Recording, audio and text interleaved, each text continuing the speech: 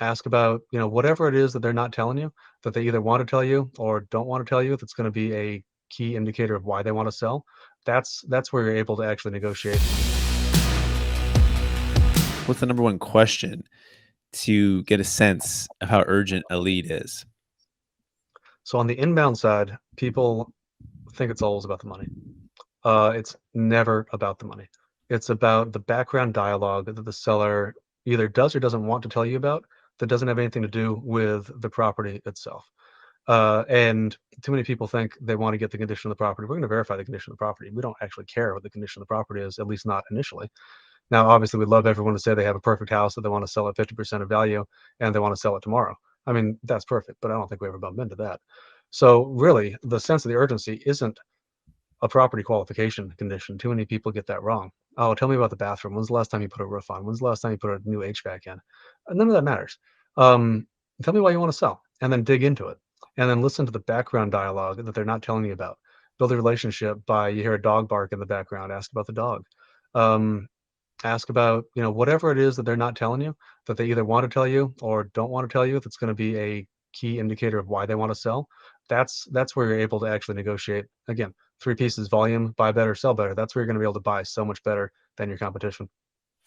Okay, yeah. So the cool thing, yeah, the reason behind it is sometimes they might not even know, right? Until you're actually talking to them, asking the questions, and you're digging in, and you're getting curious, and you're getting them curious too, and open minding to what it is.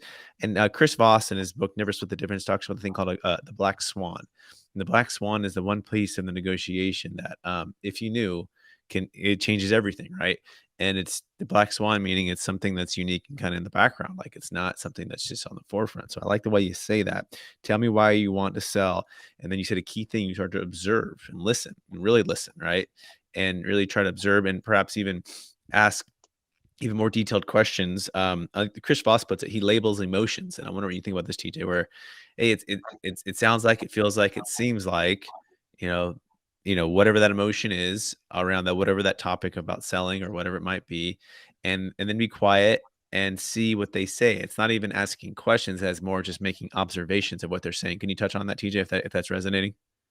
Yeah, absolutely. Because you don't know if you project your expectations. Think of it this way, I guess, right? The reason like wholesaling or investors get a bad rap in the industry is because an average residential agent thinks that the only thing the seller wants to do is maximize their money. Now, as a investor, I mean that's our motivation, so that's true. But in the distressed field, it's not about maximizing their benefit because what has a higher psychological impact than maximizing a positive? Well, that's easy. Is minimizing a negative. So, what's a negative on a house? What's a negative on a distressed house that you inherited that's stacked literally full of, well, my bookshelf's a little messy, but like the stacked full of stuff, right? I've walked through houses that were 4 feet of trash on the ground. What's their, is their thing maximizing their positive? No, it's minimizing their negative. Same thing with, airship house. What is, same thing with maybe a pre foreclosure type of lead. What's their, now, they might be a little bit in denial about their actual urgency, but really what they were trying to do is minimize their pain. Their pain is I don't want to get foreclosed on and have lose all my equity and set the stuff, have the sheriff set the stuff on the curb in 2 months. I inherited a house with 4 feet of trash in it, or maybe I'm living in a house with 4 feet of trash in it. I know I'm not going to maximize my actual economic, like ARV perspective. What do I want to do? I want to get out of it. I just don't want to deal with the stuff. So we listen to this background dialogue and the sellers tell us about it. And if it's so, there's always motivation, there's always urgency.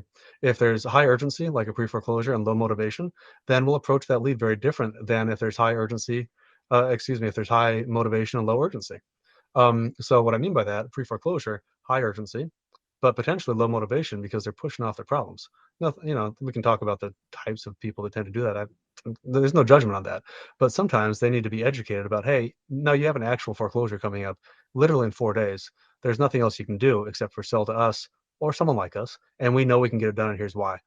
So we'll take a harsher stance on that lead than someone who maybe inherited a house that again is full of stuff and they just don't want to deal with it. What they want to hear is, hey, you know what? Take what you want and leave what you don't. That's all they want to hear.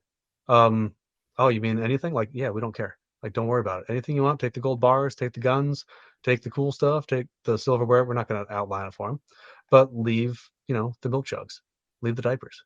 Oh, you'll do that for me? Yeah, that's the service we offer. Again, so high motivation, low urgency versus low motivation, high urgency. I think I said that right. I'm not sure.